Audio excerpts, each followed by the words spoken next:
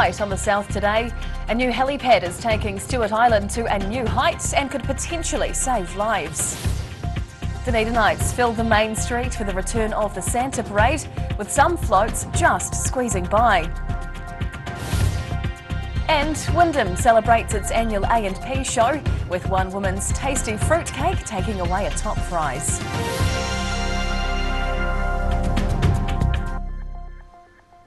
Kia ora, good evening, I'm Hannah Wilkins.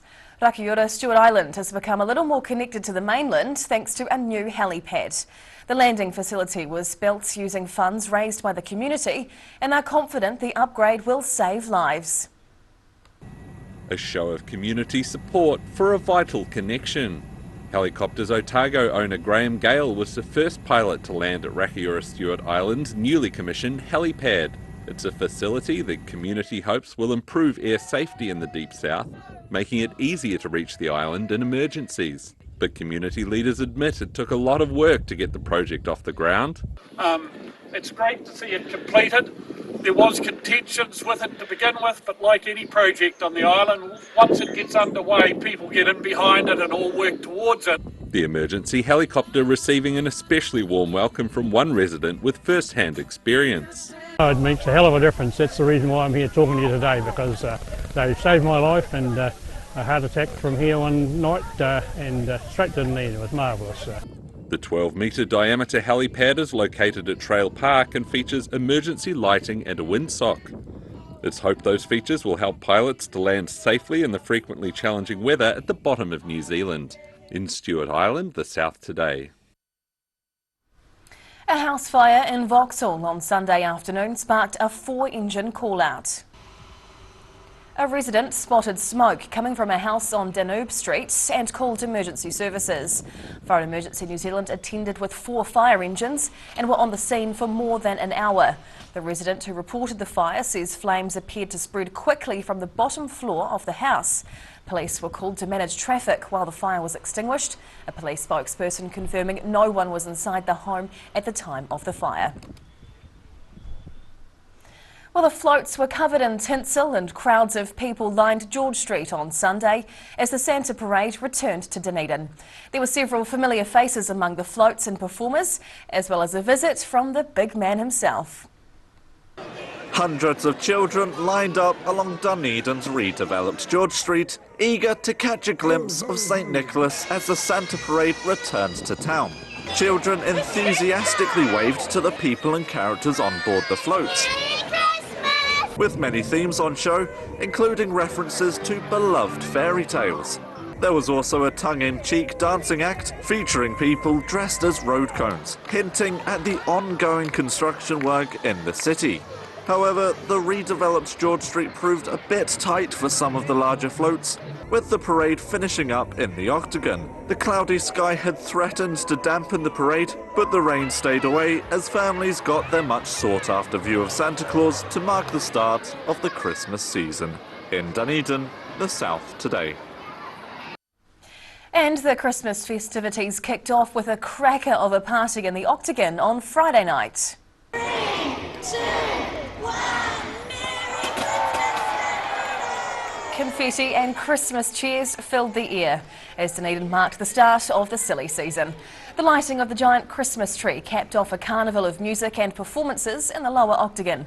Christmas carol sing-alongs proved popular, keeping kids engaged until the long summer evening finally became dark enough to officially throw the switch. The council say around 800 people attended the party, although not all of them made it right through to the lighting ceremony. From animals to flower and baking displays, all the fun of the rural fair was on offer at Wyndham's A&P show. Scores of rural folk and townies came out at the weekend to experience the sights, sounds and smells of agricultural Aotearoa in the south. 8-year-old Winton girl Hazel Futter displaying the rabbit she shot. Her efforts were part of a hunting and fishing competition during the Wyndham A&P show at the weekend. The event was one of many featured at the show. Joined alongside equestrian events showcasing perfectly groomed ponies and riders, while the dunking event left some looking dishevelled. COVID forced the last show to be cancelled, with more people believed to have made the extra effort this year. Yeah, the show's going really well. out there mingling with the crowd, and they're really positive, enjoying it. Plenty of activities for the kids, and obviously the livestock looking really good, and yeah, lots of people around. There were many fun food events. Mimi Hull woman Janice Billings' fruitcake coming out on top of the show, with children also invited to bring along their baking or food sculptures. While back outside, Henderson says there were 1,100 entries in the sheep, cattle and horse classes. Entries are really good this year, up on our previous show, which is really pleasing. Dairy cattle are well up, and horses obviously are a big part of it. Henderson says the team is really pleased with how the day turned out. In Wyndham, the South Today. Whakatane, still to come on the South Today. East Gore kids have fun with weird and wonderful critters, and a summer music festival returns to North Canterbury, aimed at keeping locals closer to home.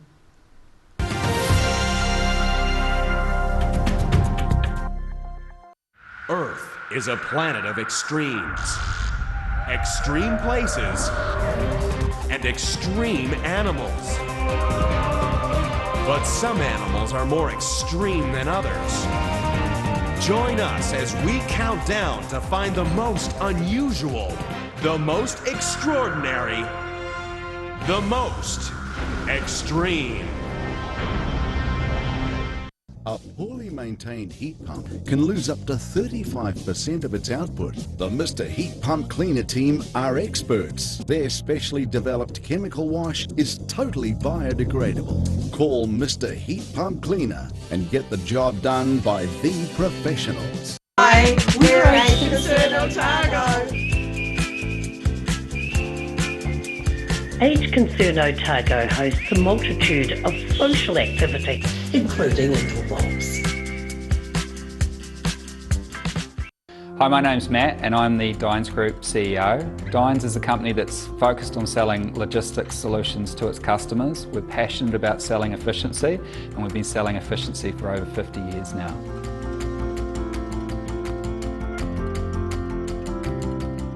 Being a big softie takes training. I've gone to great lengths to be super soft while still being strong and reliable. So I'm soft on you and soft on the environment. Cotton Soft, proud sponsor of Bowel Cancer New Zealand.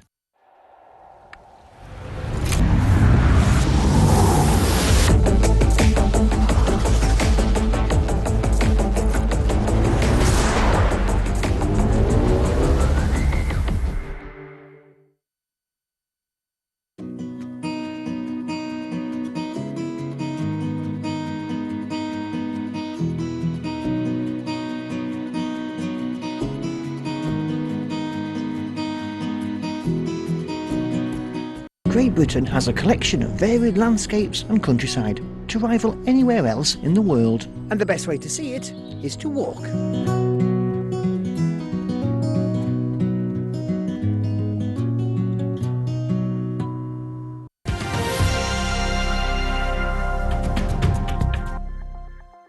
Tēnā koe, welcome back.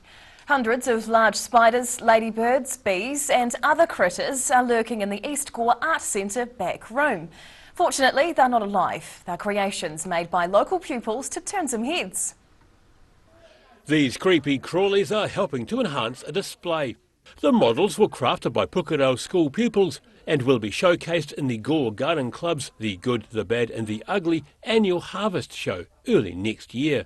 The youngsters were inspired to make their critters during a visit from bugman Ruud Kleinpast, as well as Dunedin artist Janet de Watt.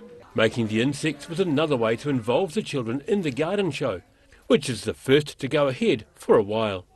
We haven't had one for a couple of years because of pandemic, so this year we are going with working with Ruud Kleinpast, the bugman, and also the wonderful Janet de Watt and Jackie Byers.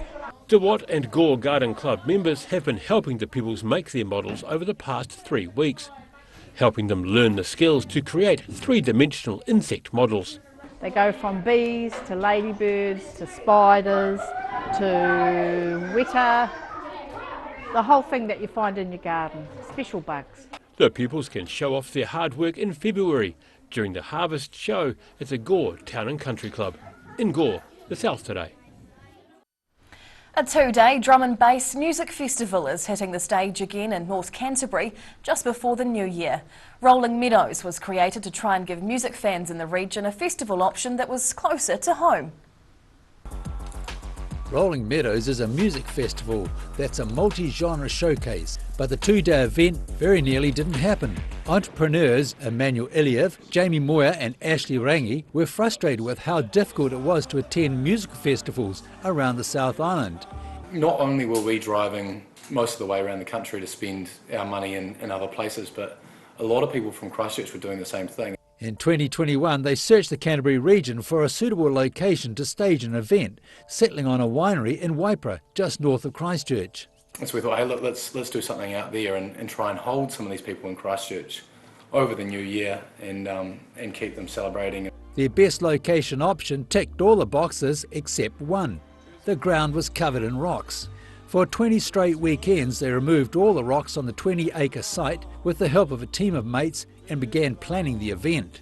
Luckily, Canterbury moved from red to orange alert level last summer, just weeks before the event's scheduled dates.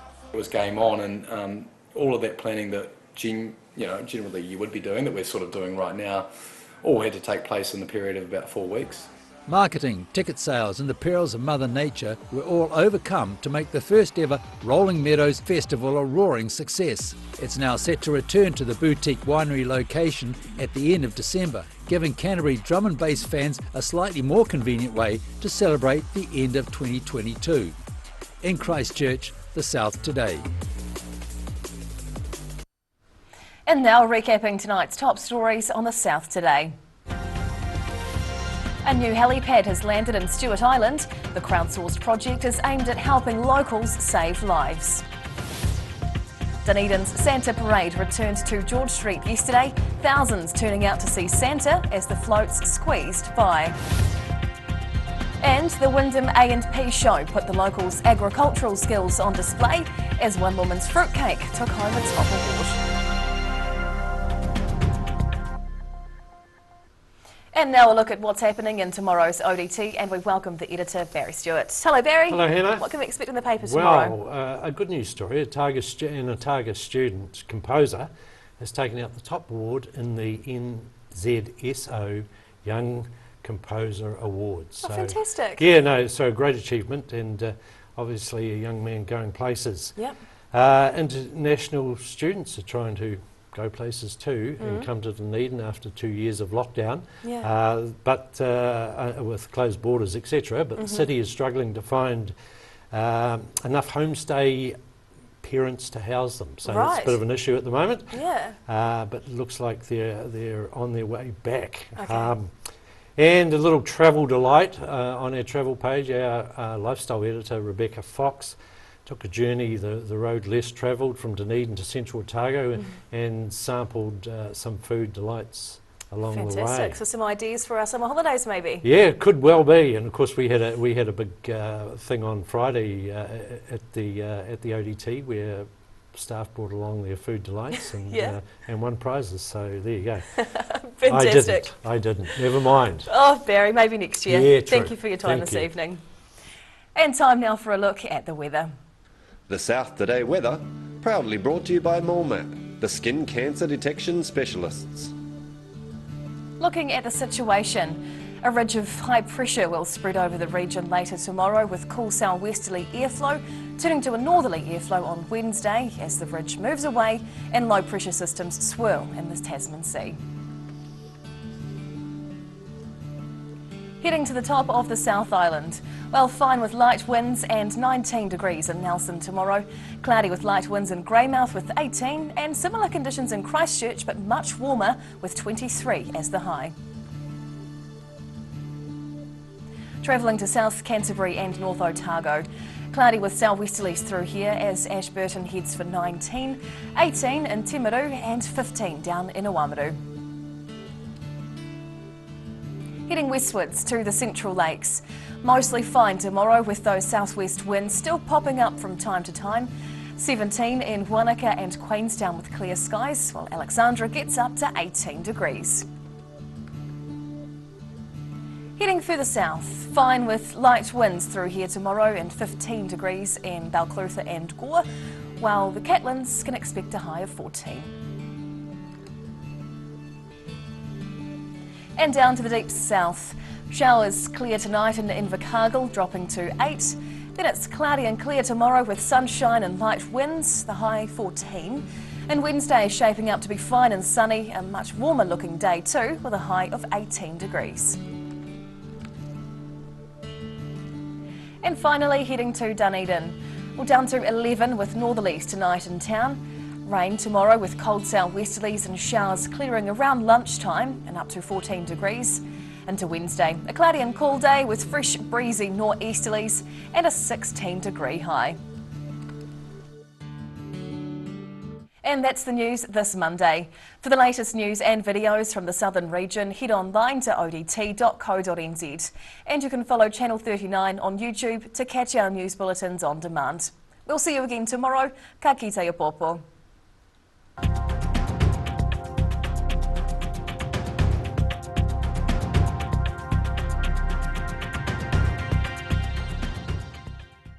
Public interest journalism funded through New Zealand On Air.